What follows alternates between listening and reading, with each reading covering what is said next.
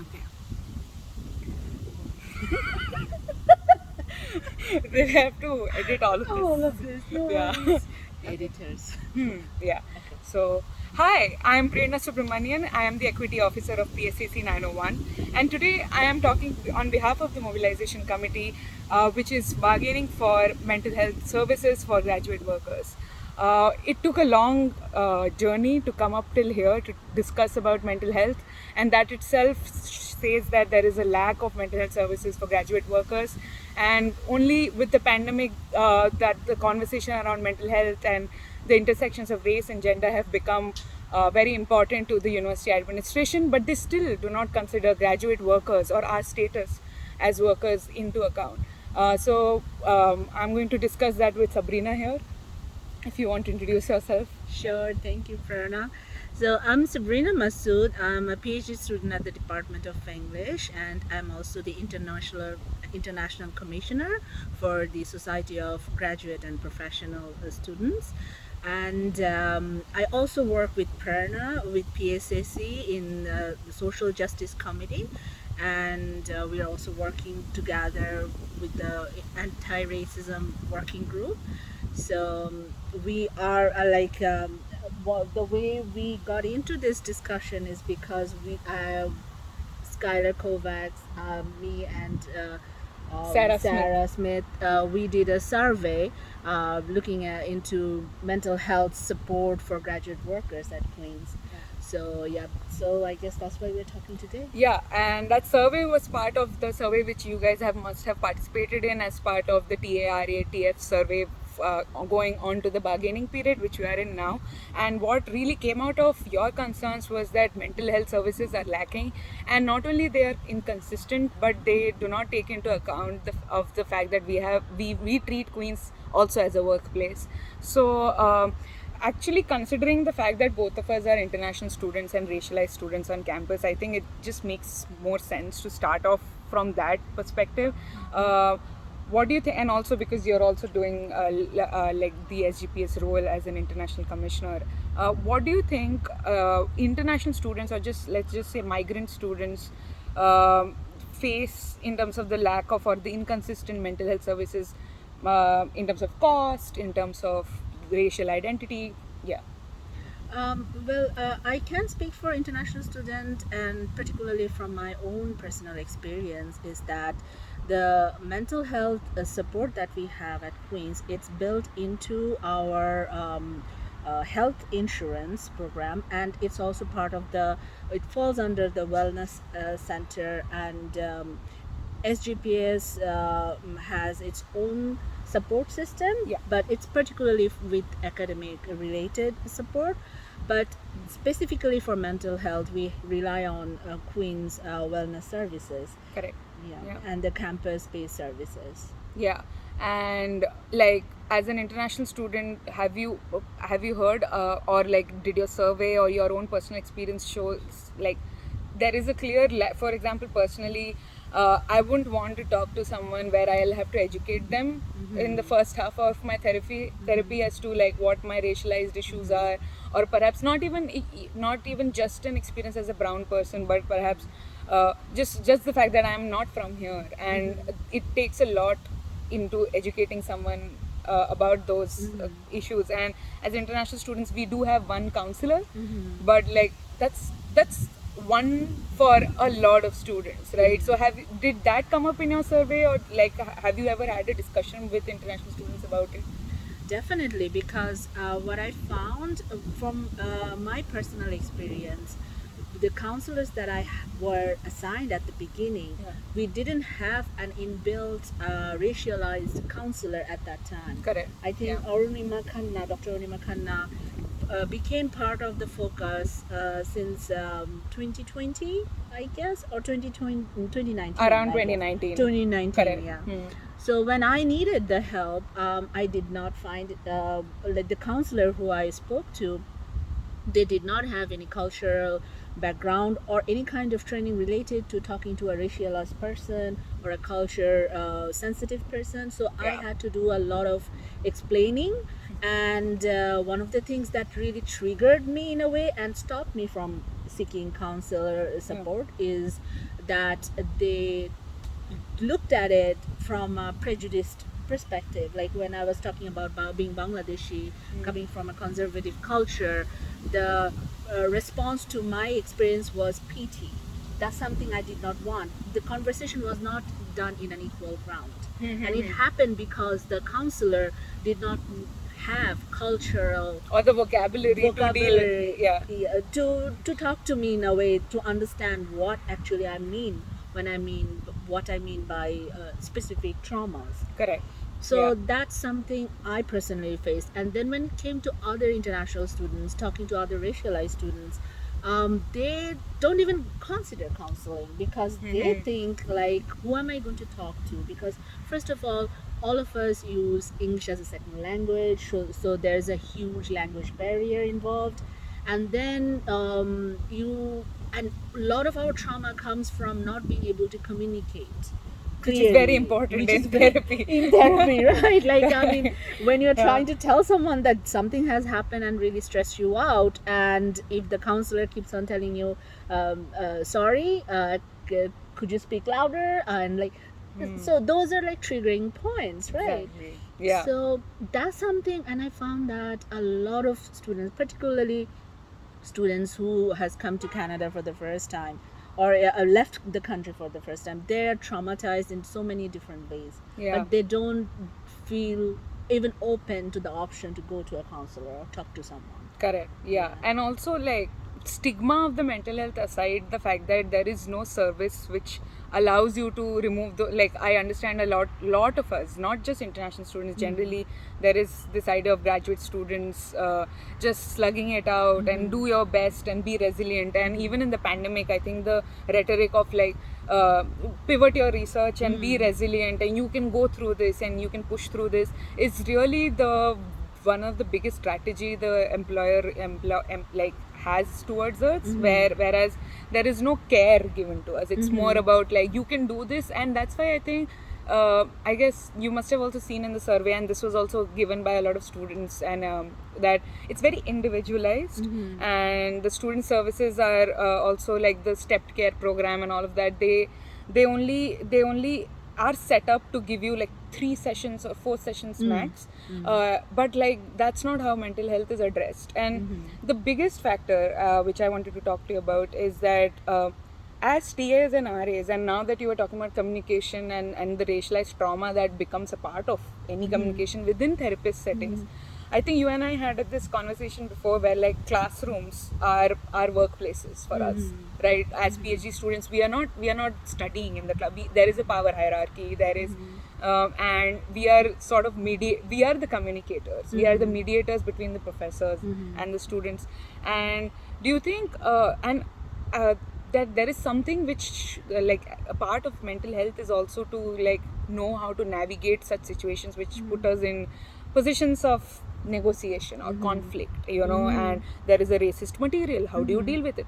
Do you think all of this also should be like the mental health concept should be expanded to include anti-racism or like gendered or sexual harassment in the workplace? Like, do you think that makes sense? Yeah, definitely, because particularly when it comes to acting as a worker in a classroom and dealing with students who also go through culture shock dealing with you as a visible minority, those levels of minority happens through language, through visual appearance, through how you approach a topic, how you address them. So the students also are not like they also have a lot of negotiation going in order to accept us as in a role of authority, and that creates extra pressure on us. Like it's not equal. It's not, the equity is missing in this conversation. Correct. Because the way we stand in a classroom is different from a domestic a white student, because we are in a way have to push tenfold more, right? Because we have to create not only authority, we have to create authenticity, right? That's very well put. Correct. You know, so like this you have to prove to them that you belong there. Yeah. And that becomes a really stressful, to a point that I have, like, particularly during pandemic, I have found that it was a bit more difficult to handle students, because they are not getting as much exposure, like in-person exposure to you. They see your name that is not a Canadian name that you're Yeah. used to, and they see your introductory video where they see this brown person, and immediately their channels are shut down. Right. Correct. And the way they shut down is that they become passive aggressive in their emails. They do not cooperate with you, and you can't have that in-person conversation to handle that scenario. Yes. So Yeah. there's so many layers to it. So definitely there should be an anti-racist mental framework when we are going through this sort of services. Correct. And like particularly for sexual violence too, because sexual violence or different kind of assaults has different meaning according to our cultural exposure. Yeah. Like for example, I come from a culture where if you experience anything that related to sexual assault or any kind of verbal sexual abuse, you do not talk about it, you go silent. So as a worker, you're also dealing with that. Yeah. Right, that aspect of someone picking on you based on the fact that you're a minority, and then you're not knowing how to deal with that. Yes. Not all of us are able to face it aggressively or like rationally. Yeah. Yeah. Right, so we shut down. Yeah. Yeah. And I feel like the mental health support needs to be catering to this specific kind of exposure. Yeah. And you can't make someone understand what you're going through if the therapists themselves are not trained into the specific windows, the Yes. specific, Yeah. elements of how the mind works. Correct. Yeah, so I agree with you. Yeah, I think that's a message to, like, the fact that we do not have a mental health service catered to TAs and just generally as to graduate employees. And if there has to be one, it has to take into account that the workplace is potentially racist, it could be sexist, and that those power dynamics could be with the undergraduate students whom we talk to, and also the people who are we are under, the authorities we work for. Because the another thing which we have also discussed in another setup is that and now that you're in the SGPS, and there is, like, this SGPS is the student body, PSAC 901 is like representation of workers on campus, graduate workers on campus, but we do not live like that. We do not live like today I'm a student, tomorrow I'm a worker. That's not how it works. But like that division is very productive for the university, and that could be seen in how mental health is treated. So we are very conveniently just students when it comes to our mental health services, which in itself is inadequate, which itself does not work for many purposes, which Sarah Smith's report tells us. But like then when we come to the worker side of things, there is literally nothing. And whatever you are saying right now has to be taken into account. The fact, the workplace dynamics, people who cater to specifically our mediator position, and the biggest thing, and I wanted to know whether you have any thoughts on this, is that this duality of our identity here on campus as student and employee also puts us in really weird positions where we have something legitimately like we are perhaps supervising a course where there is something which is potentially discriminating towards us. Perhaps there's something Islamophobic written on it, or something which we see as discriminating towards other marginalized communities.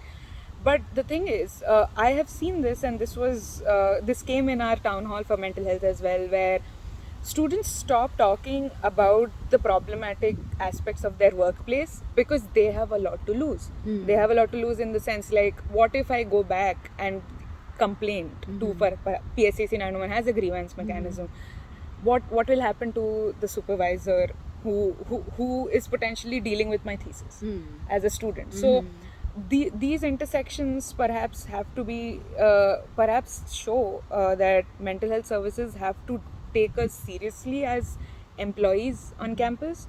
But do you think is there a way, perhaps what I'm getting to sort of like I am fearing there is the potential where we have services as students, and that the employee services which perhaps if provided to us will counteract, will not be in the sync with our identity as students as well. Yeah. Right. So how do we think like how do we imagine a service for us, for a mental health service for us, which financially doesn't burden us, first of all, but also helps us navigating these power dynamic, keeps it transparent perhaps. Yeah.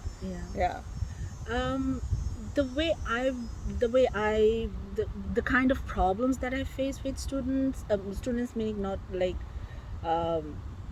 international student community, and the kind of complaints that I get regarding mental health and this worker and student dynamics, Yeah. right, is centrally focused on the fact that because we come from different cultural background, authority is something that we are exposed to at different levels. Correct. Right. So, like for example, if I talk to a Chinese student, I've seen like my Chinese friends, they are much more scared of being more open about their problems with or directly what should I say, like directly state their issues. Rather they try to minimize and question the credibility of the problems they're facing. Right. So and the reason I mentioned Chinese is because Bangladeshi, we also come from similar kind of cultural background where authority means a mentor. Author is like guru shishyo, right? Like authority, a professor is not just a professor. Professor means we come from a culture in specifically in Asian part South of the Asian, world. Asian part of the world, we come from a culture where they are at like their deities. So like so. I mean, I was used to standing up when professors walked into classrooms back home, right? So, like you don't talk without addressing them sir or ma'am, like no. So, and it's a similar thing with any Asian students that I have met here. So, what happens is that within that dynamics, when a professor is like dealing with a student who comes from such backgrounds, I often find that they take advantage in a sense that they do not push for equity. Correct. What I mean by that is that the student may be very submissive and passive, so the professor would not push the student to be open up about the problems they're facing. They are allowed to go silent in their way. Right? So the deep conditioning is that leads to us not recognizing that we are going through potentially racist situations. Exactly. That's the biggest problem, because that becomes the center of all the mental health related problem. So the way I would envision a mental health related, particularly for Asian, not Asian just, but like racialized students, this system would allow us to clearly understand that what is my role as a graduate student and as a worker. We need to like clearly understand these dynamics and that my mental health is valid. And that we have rights, not just responsibilities. Exactly. We have rights. It's actually my right.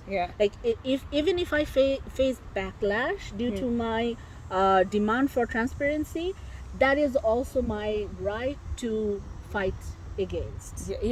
Exactly. Like, that shouldn't deter you to go and fight for your rights. Like if a professor pushes back, if you get the pushback from your supervisor for demanding accountability, that should also be part of the discussion where we say, okay, this is putting stress on my mental health.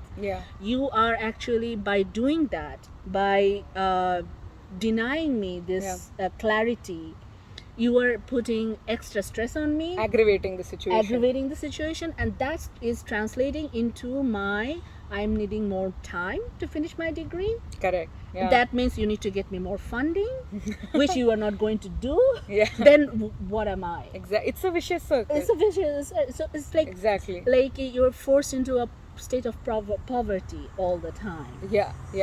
Yeah, and I think that just wraps up what our central issue with the employer right now is, that what happens is that if we ask for mental health services, or we say that this is not there, I'm pretty sure that, like, what happened after BLM was that there was one black counselor who has really helped out a lot of black students, but it's like the fact that it's so tokenistic. There's one black counselor, one indigenous counselor, one cross-cultural trained person who is there for all international students. And we are not a monolith. Even if both of us come from a South Asian context, we have very different ways of going, like, understanding our own politicized experiences, right?